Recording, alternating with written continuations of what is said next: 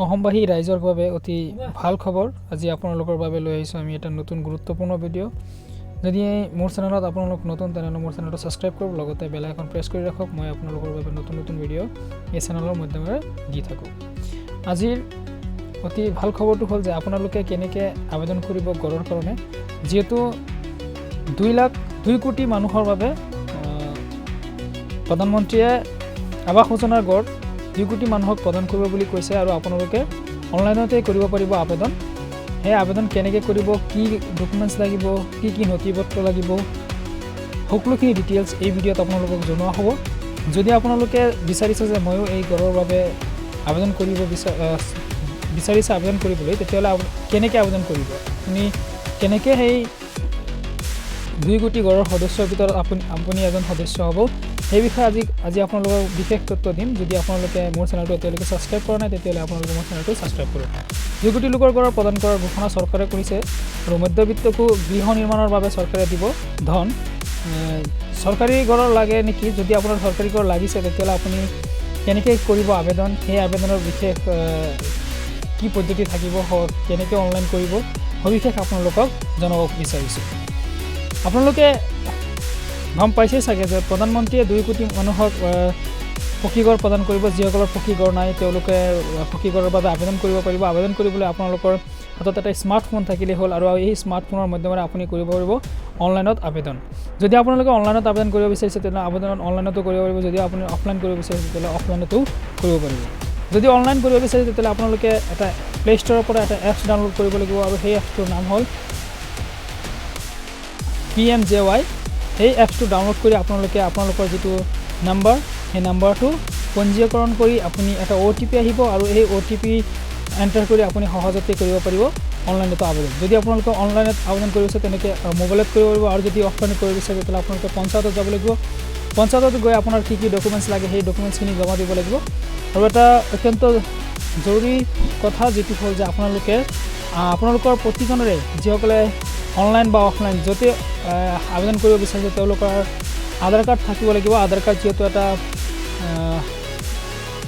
গুৰুত্বপূৰ্ণ নথিপত্ৰ সেইকাৰণে যদি আধাৰ কাৰ্ড নাই তেনেহ'লে আপোনালোকে এই গড়ৰ বাবে সুবিধা ল'ব নোৱাৰিব যদি আপোনাৰ আধাৰ কাৰ্ড আছে তেতিয়াহ'লে আপুনি কি কৰিব আপোনাৰ যদি পকীগড় নাই তেতিয়াহ'লে আপোনালোকে এই পকীগড়ৰ বাবে আপোনালোকে অনলাইন বা অফলাইনতে আবেদন কৰিব পাৰিব আৰু ইয়াৰ লগতে চৰকাৰে আৰু বিশেষ ঘোষণা কৰিছে যে যিসকলে নেকি বিজলী চলাইছে বিজলী বিল আপোনালোকৰ বিজলী বিল ফ্ৰীতে দিয়া হ'ব লগতে যিসকলে ৰেচন কাৰ্ড পাইছে ৰেচন কাৰ্ড পোৱা প্ৰতিজন মহিলাকেই দিয়া হ'ব অৰুণোদয় আঁচনিৰ ধন যদি আপোনালোকে কেনেকৈ কৰিব কেনেকৈ আবেদন কৰিব কি নথিপত্ৰ লাগিব কি ডকুমেণ্টছ লাগিব এই বিষয়ে আপোনালোকৰ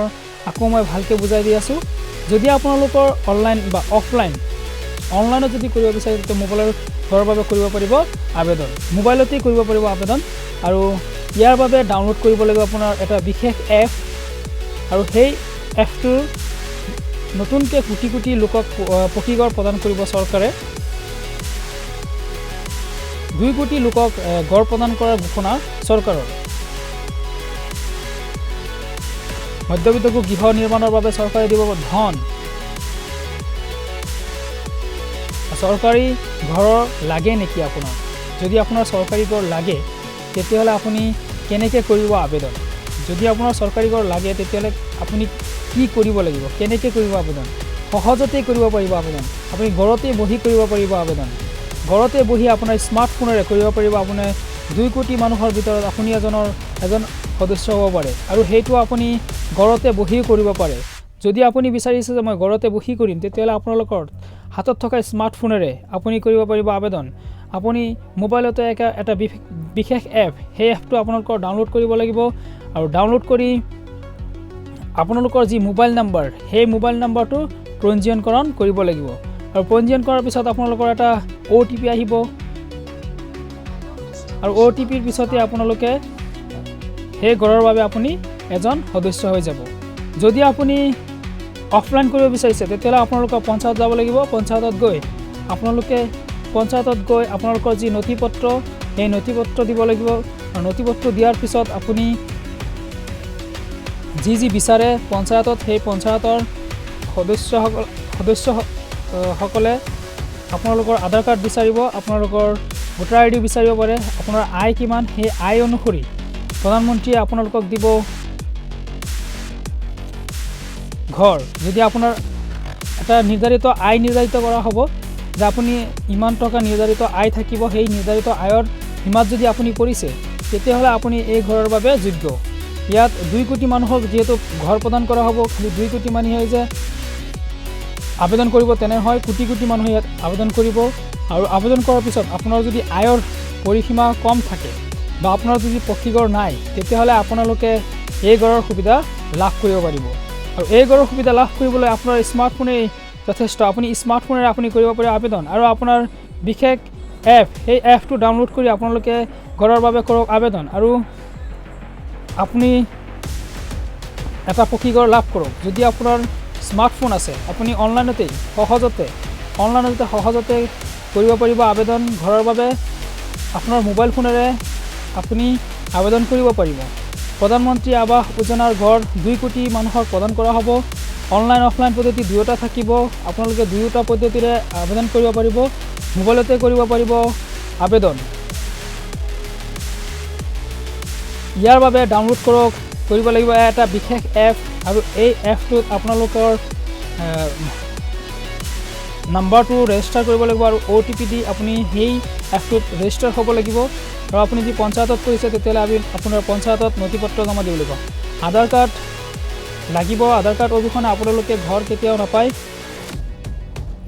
যদি আপোনাৰ আধাৰ কাৰ্ড নাই তেতিয়াহ'লে আপোনালোকে এই সুবিধা লাভ কৰিব নোৱাৰিব।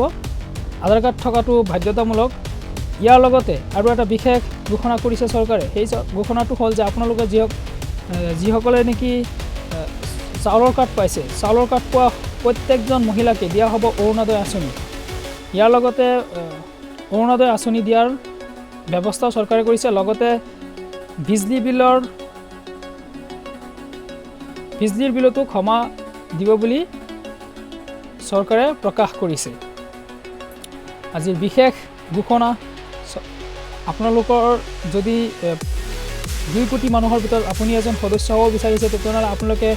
অনলাইন অফলাইন দুয়োটাতে কৰিব পাৰিব আবেদন। আপোনালোকে দুয়োটা পদ্ধতিৰে কোটি কোটি মানুহে কৰিব আবেদন। যদি আপুনি সেই কোটি কোটি মানুহৰ ভিতৰত আপুনি যদি আপোনাৰ যি আয়, সেই আয়ৰ চৰকাৰে নিৰ্ধাৰিত কৰা আয়ৰ যদি আপুনি পৰিছে তেতিয়াহ'লে আপুনি পাব এই ঘৰ। এই ঘৰ আপোনাৰ এটা নিৰ্ধাৰিত আয় অনুসৰণ কৰা হ'ব, আপুনিও এই ঘৰ পাব। আপুনি অনলাইন অফলাইন দুয়োটা পদ্ধতিৰে কৰিব পাৰিব আবেদন। যদি আপুনি বিচাৰিছে যে মই অনলাইনত কৰিম তেতিয়াহ'লে আপোনাৰ হাতত থকা মোবাইল যথেষ্ট। আপুনি জাষ্ট এটা বিশেষ এপ ডাউনলোড কৰিব,